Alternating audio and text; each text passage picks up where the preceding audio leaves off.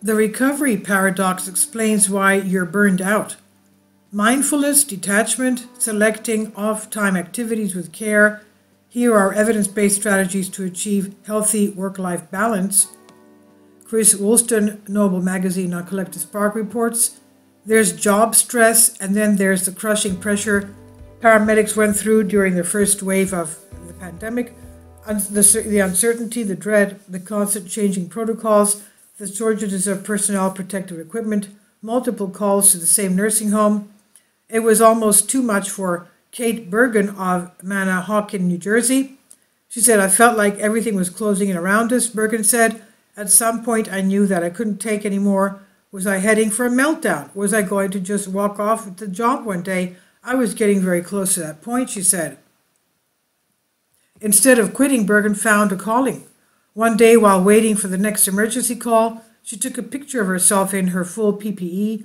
The image inspired her to paint a self-portrait poster in the style of World War II icon Rosie the Riveter. The message, we need you to stay home. It was the first in a series of Rosie posters of women, first responders, an ongoing project that has helped Bergen claim or call her mind during her downtime. Ultimately, she says, the Rosies helped her withstand the stress of her job and allowed her to show up to work every day with new energy and focus. She said, they made it possible for me to keep going. Now, while workers like Bergen are responding to emergency calls and saving lives, many of us are doing things like responding to emails and saving recipes from business trips, but even for people with jobs, not recipes, receipts, sorry. Even for people with jobs in offices, restaurants, and factories, there's an art and a science to making the most of downtime, says Sabine Sonnentag, a psychologist at the University of Mannheim in Germany. The right approach to non-work time can help prevent burnout, improve health, and generally make life more livable.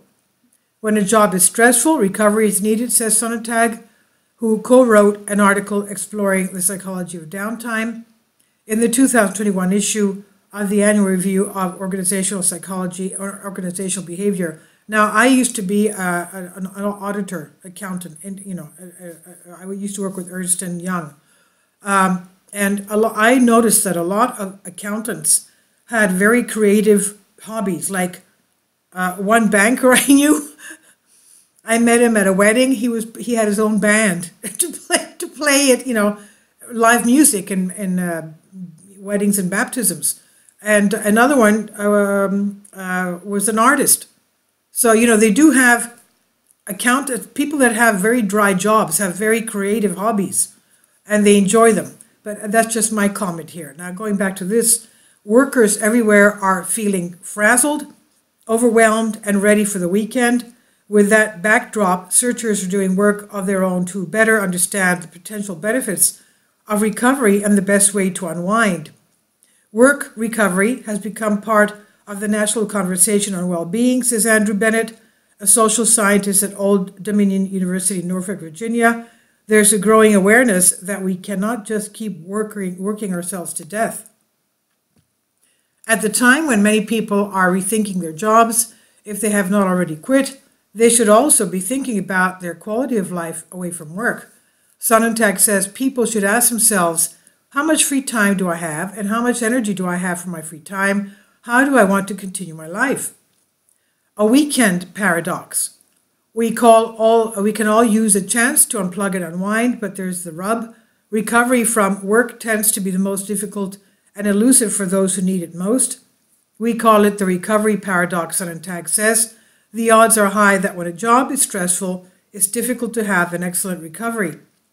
That paradox was underscored in a 2021 analysis that combined results from 198 separate studies of employees at work and at home. Workers with the most mentally and emotionally draining jobs were also the least likely to feel rested and rejuvenated during their time off. Interestingly, people with physically demanding jobs, construction workers, furniture movers, and the like, had much less trouble winding down. The surest way to feel lousy after hours, it appears, is to think too hard at work. Sonnentag authored a 2018 study published in Research in Organizational Behavior that helped to explain why the paradox is so hard to escape. People who were more stressed out at work tended to get less exercise and worse sleep, an ideal scenario for feeling less than great. In other words, stressful work can disrupt the very fundamentals of healthy living.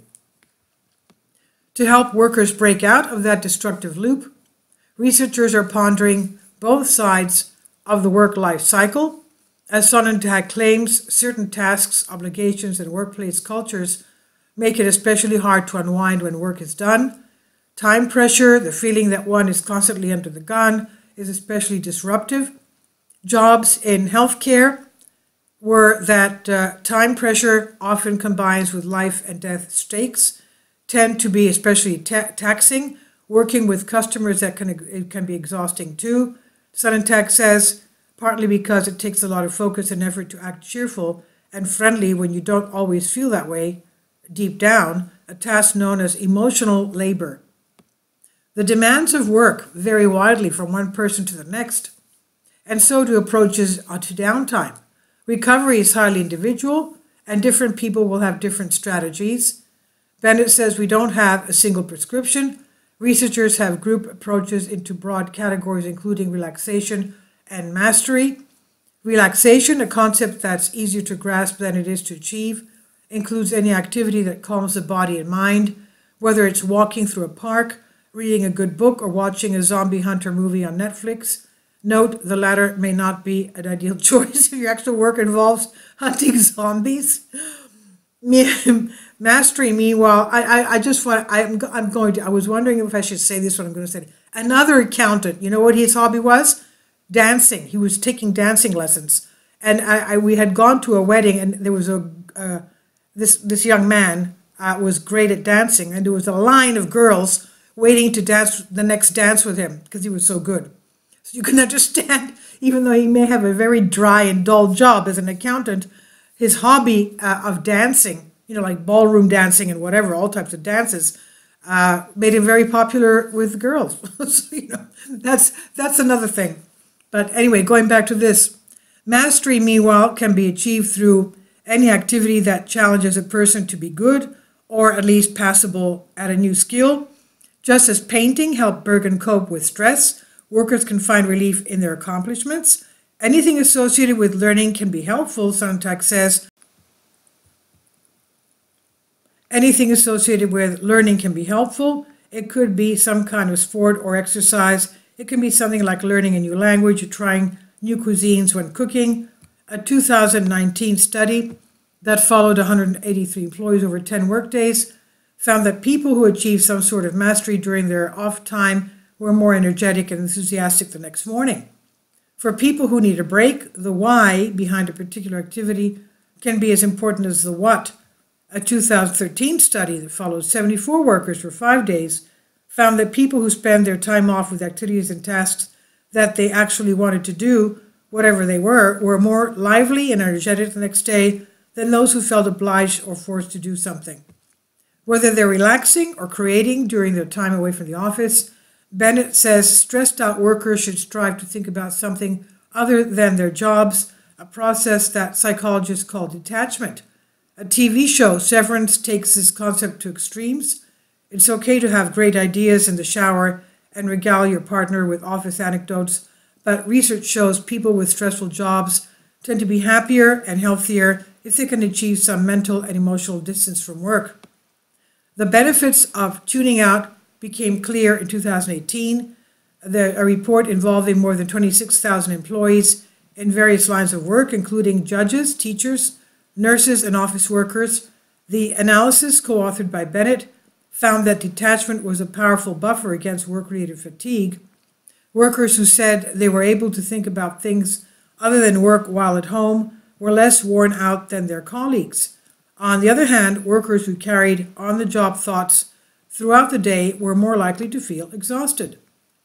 Vacations can also help erase work stress and prevent burnout to a point. Sonnentag co-authored a 2011 study that used questionnaires to track 131 teachers before and after vacations. The teachers returned to work feeling refreshed and engaged, but those benefits tended to fade after only a month. The post-vacation high was more fleeting for teachers with especially demanding jobs, but it lingered a bit longer for those who managed to fit relaxing leisure activities into their regular routine. How much vacation is enough? That question is hard to answer, Sontag says. While many European workers expect the demand 4 or 5 week breaks, she says there is no evidence that such long vacations can offer any more chance for recovery than a vacation of 1 or 2 weeks. She does feel confident saying that most workers will need at least occasional breaks that are longer than just a weekend, especially if that weekend is largely eaten up by household chores and other non-work obligations. Perhaps an extra day off each week would make a big difference. That's the premise driving an ongoing 4-day workweek experiment involving 70 companies in the UK. The businesses, including banks, robotic manufacturers, and a fish and chips restaurant, are all expecting employees to maintain their productivity despite working 1 day less each week. The full results won't be available until 2023. But early data suggests that a 4-day workweek has decreased signs of burnout and stress while improving life satisfaction and feelings of work-life balance, reports Wen Fan, a sociologist at Boston College who's helping to conduct the experiment. The results are very encouraging, she says. Fan also says it's too early to know if the employees and companies were able to stay as productive as ever during the experiment, but she notes that most jobs could be done more efficiently with a little extra planning and streamlining. A lot of time is wasted on distractions and meetings that go on too long, she says. No matter how many days a week a person has to work, mini breaks during the day can help too. A 2020 survey-based study involving 172 workers in the US found that subjects tended to be in better moods were less emotionally exhausted towards the end of the workday if they had breaks that allowed them to briefly detach from work. The study also tracked mindfulness, the degree to which people are conscious of their present emotions and circumstances. They did this by asking the participants on how much they agreed with statements such as, "Today at work, I was aware of different emotions that rose within me." Employees who were the most mindful were also those most likely to truly check out and relax during their breaks from work. A 2021 study of college students took a closer look at relaxation and exercise during work weeks. Those who tried progressive muscle relaxation, a low-stress activity that involves tensing and relaxing muscles, reported more detachment during the break, while students who got their blood pumping on an exercise bike had more energy for the rest of their day. Study co-author Jennifer Ragsdale, now a research psychologist at the National Institute for Occupational Safety and Health in Cincinnati, says that a better appreciation for the nuance of work breaks can help people choose the right approach for a given day. If you need some sort of pick-me-up, you can walk around the building and get your energy going, she says. If you're feeling overwhelmed, you can relax. As many people have discovered during the pandemic years, it can be challenging to fully check out from work when your living room is also your office. Speaking with at-home workers, Bennett has collected tips for separating work life and life. Sometimes as simple as wearing a collared shirt or other office attire during work hours and changing into casual wear at the end of the day can help establish boundaries, he says. Using a dedicated laptop for work and putting any work-related materials out of sight at the end of the day can also create much-needed distance. Ragsdale says that technology can be both an escape and a tether. The same devices that help us play games, listen to podcasts, or suggest with online word puzzles also make it possible to receive work emails and other reminders of life outside the home. Ragsdale co-wrote a 2021 commentary calling for more research into the impacts of cell phones on work recovery. When you're continuing to be exposed to work through your cell phone, it's harder for that recovery process to unfold, she says. The very sight of a work email can trigger thoughts that are just as stressful as actual jobs, she says. Not many people can completely let go of their phones when they're at home, but they can take steps to protect themselves from intrusive work pings. You can adjust your settings in a way that make your phone less appealing, she says, including turning off notifications for things like email and Twitter.